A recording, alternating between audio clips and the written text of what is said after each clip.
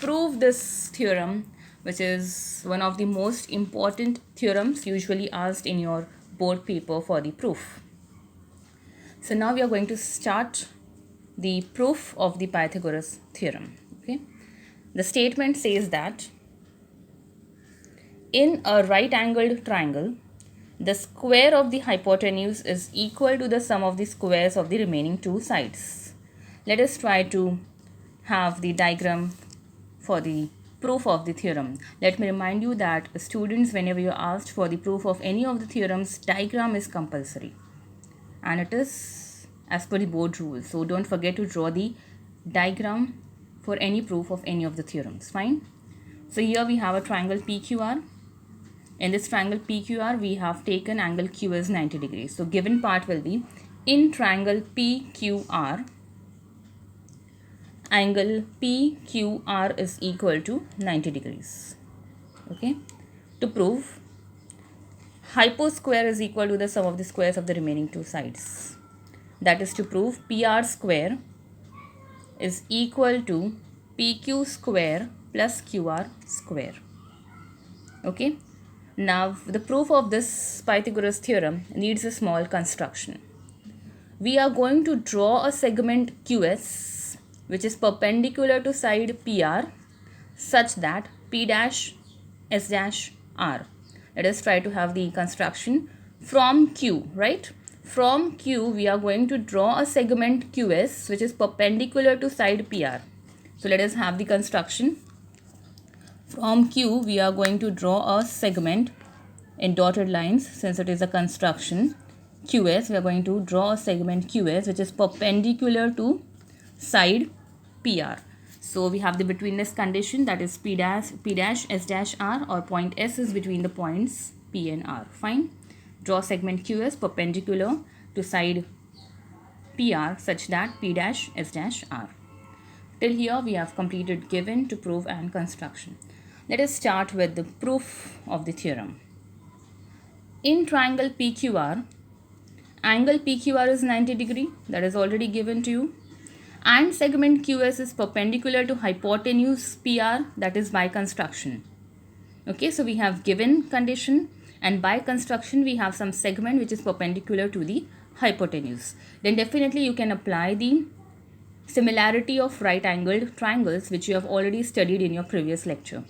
So by similarity of right-angled triangles, the triangles on the either side of the perpendicular will be similar to the original triangle. So we have triangle PSQ,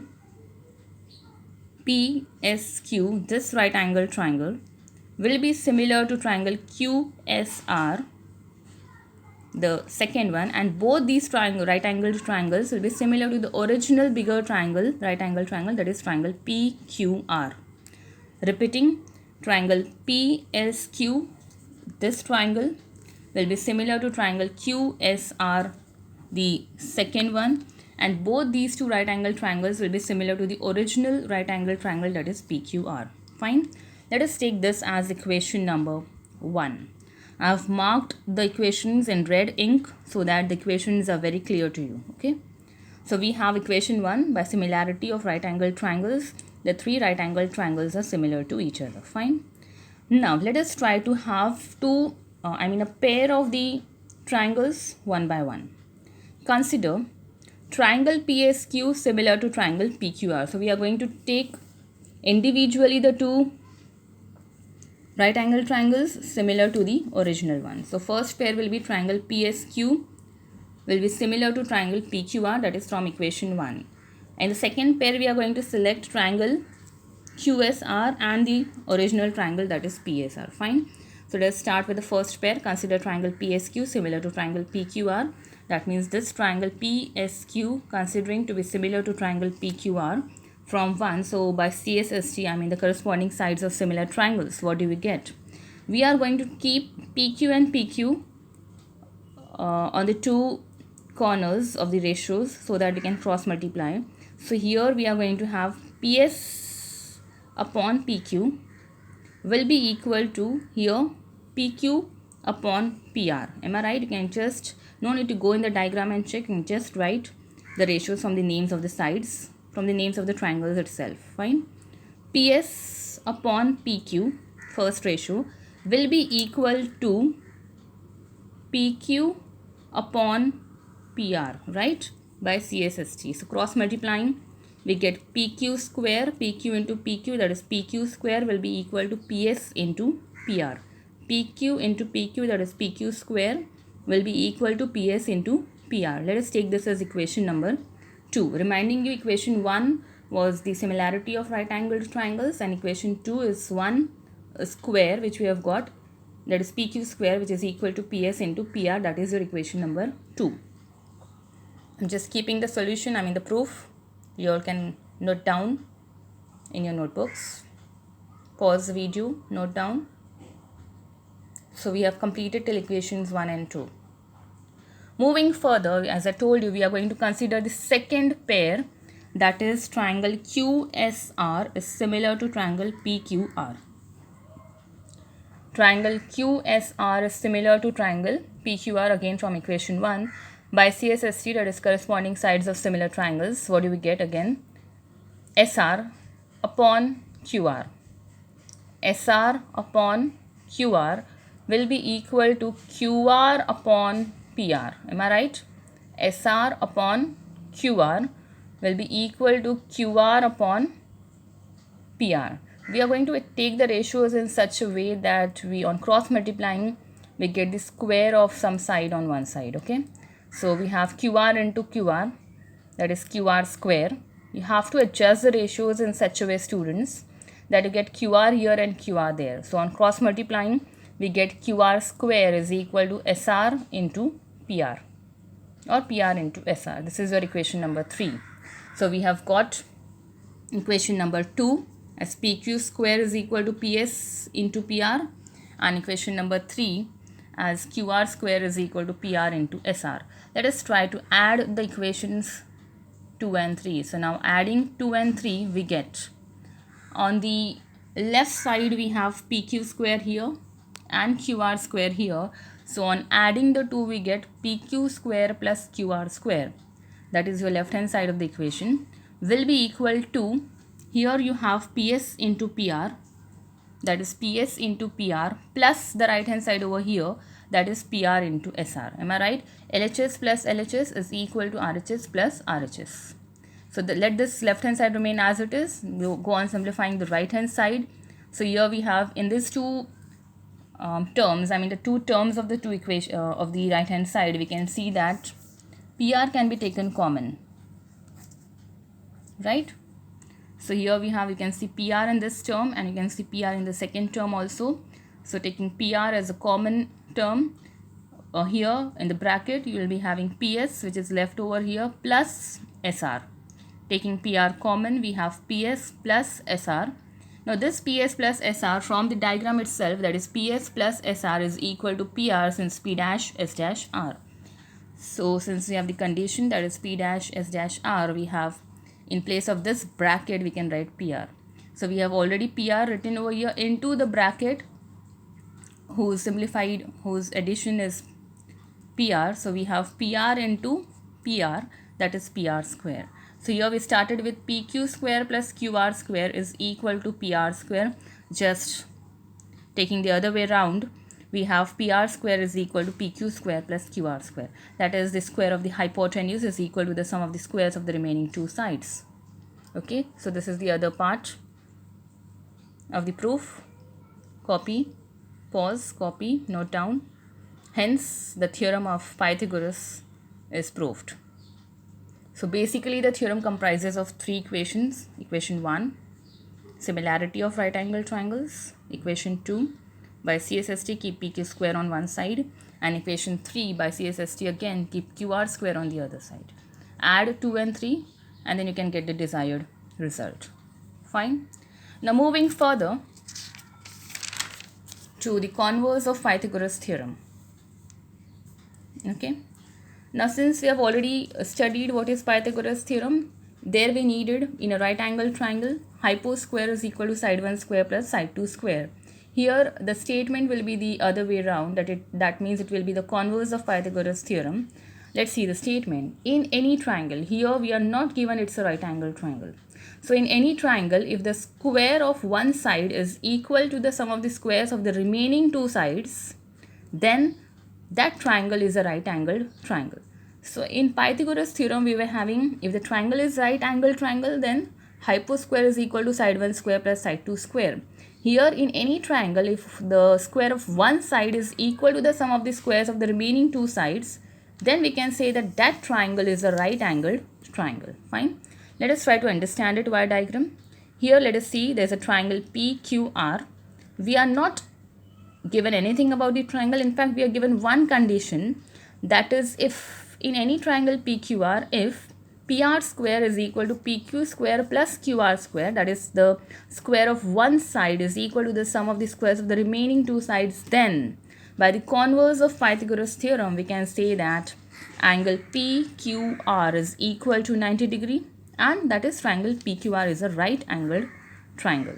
So starting from the condition of the squares of the sides, we are getting that that triangle is a right angle triangle. This is nothing but the converse of Pythagoras theorem. Moving towards a small activity based on the converse of Pythagoras theorem. I want you people to think over it and tell me the answer. Let us check. In triangle XYZ, if xz square, one side, the square of one side, is equal to xy square plus yz square, that is, the square of one side is equal to the sum of the squares of the remaining two sides, then by the converse of Pythagoras theorem, what do we get? We can say that by the converse of Pythagoras theorem, one angle will be 90 degree and that triangle will be a right angled triangle. So here we can say that by the converse of Pythagoras theorem, the side opposite to the longest, the angle opposite to the longest side, that is xz, here angle y will be 90 degree, right, by the converse of Pythagoras theorem. So we can write then angle XYZ will be equal to 90 degree and triangle XYZ is a right angled triangle. Am I clear? So this is the converse of Pythagoras theorem, where if the square of one side is equal to the sum of the squares of the remaining two sides, then that triangle is a right angled triangle. Fine. Moving towards, so till now we have studied the Pythagoras theorem, its proof, and the converse, the statement of the converse of Pythagoras theorem. Let us now, keeping all these concepts in mind, let us now start the practice set 2.1 with reference to textbook page number 38. Fine. I hope you all are ready with your textbooks and notebooks. Question number 1. Identify with reason which of the following are Pythagorean triplets. So it's not a difficult question for you, for the reason you people have already studied the Pythagorean triplets in your previous lecture. So let us start. You'll be given the lengths of the three sides of the triangle, and we have to identify whether it's a Pythagorean triplet or not. The first one, 3, 5, 4. Let us check whether it's a Pythagorean triplet or not. The longest side in this three values, 3, 5 and 4, the longest side is 5. Let us start with the longest side square. Longest side square is equal to 5 square, that is equal to 25. Let us take the sum of the squares of remaining two sides. We are left with 3 and 4. And let us take the sum of their squares, that is 3 square plus 4 square. Therefore, 3 square plus 4 square is equal to 9. 3 square is 9 and 4 square is 16. So we have 9 plus 16, that is 25. So you can say both the values, 5 square turns out to be 25, and the sum of the squares of 3 square and 4 square, 3 square plus 4 square is again equal to 25. So we can say that 5 square is equal to 3 square plus 4 square. Therefore, by the converse of Pythagoras theorem, 3, 5, 4 is a Pythagorean triplet, as both the values are now equal to 25 each. Fine. Proceeding towards the next sub question, we have the value is given as 4, 9, 12. Here the longest side is 12, so we are starting with longest side square, that is 12 square, which is nothing but 144. If you want, you can take this as equations 1 and 2. Fine. Sum of the squares of the remaining two sides, that is we are left with 4 and 9. So we have 4 square plus 9 square, that is equal to 4 square 16 plus 9 square, that is plus 81. 9 square is 81, so 16 plus 81, that is 97. So finally we have 4 square plus 9 square is equal to 97. Let us take this as equation 2. So from 1 and 2 we are getting one side is 144, one equation's value is 144 and the other equation's value is 97. So from 1 and 2 we are getting that 12 square is not equal to 4 square plus 9 square, right?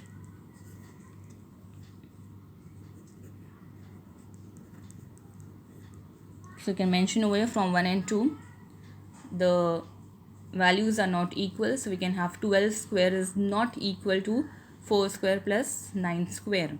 Therefore the given triplet, that is 4, 9, 12 is not a Pythagorean triplet. Fine. So you can copy the solution. Clear?